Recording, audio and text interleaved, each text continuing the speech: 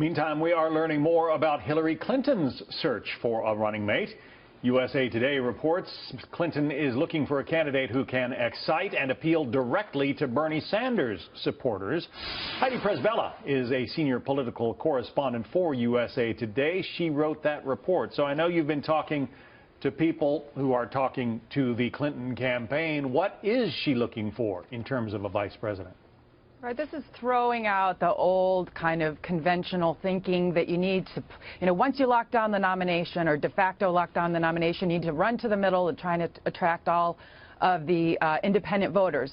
In the case of Hillary Clinton, that is the exact opposite of what she is now doing, and this underscores the real problems within the party, the divide that really runs along generational lines. As you know, we've seen in poll after poll coming out of these primary states that is the biggest core constituency behind Bernie Sanders. So the thinking is that she needs to get someone who has, if it's not Bernie Sanders, someone who has a similar chops, someone who has a similar reputation in the progressive community and can appeal to some of these younger voters.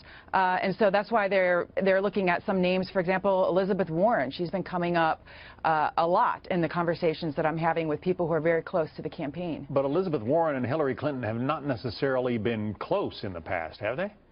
No, but when you're looking at a divide like you have right now in the party, and you're looking for somebody who also needs to kind of be a fighter capable of doing the hand-to-hand combat with Donald Trump that, many in the Clinton campaign privately worry the candidate herself is not either, in a good position to do or isn't capable of doing, that brings you back again to Elizabeth Warren. And, this is not unprecedented that two people who maybe haven't had the warmest, relationship in the past do come together to form a ticket. But Elizabeth Warren, their thinking, is that even though this might not help bridge that gap that we're seeing right now with male voters, white male voters, they may not need that. They're thinking, okay, if we get a high African-American turnout, if we get a high Hispanic turnout, and we bring in women, both older women who are already supporting Hillary Clinton and younger women, which is the population that Elizabeth Warren would bring, that could be a winning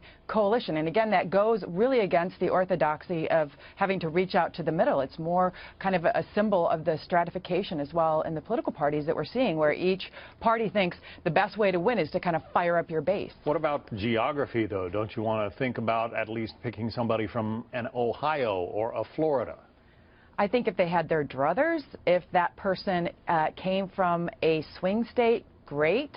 But at the end of the day, the focus is really on demographics and not geography. And as a matter of fact, I interviewed Mitch Stewart, who was the Virginia State Director for Obama, and who was very, very involved in his get out the vote effort, his ground effort. And he said, look, we poll tested that in 2008. We looked at the Virginia, two potential Virginia candidates, Senator Kaine and Senator Warner, and it really didn't get us, didn't get us much. But again, this comes back to also Hillary Clinton's unique challenges as a candidate, because you think about it, now the campaign won't say this on the record, but a lot of these younger voters, if you think about it, will have voted against her not just once in this primary, but potentially twice if you're about the age of 28 and you supported Barack Obama in 2008. So then it also becomes something on more of a personal level.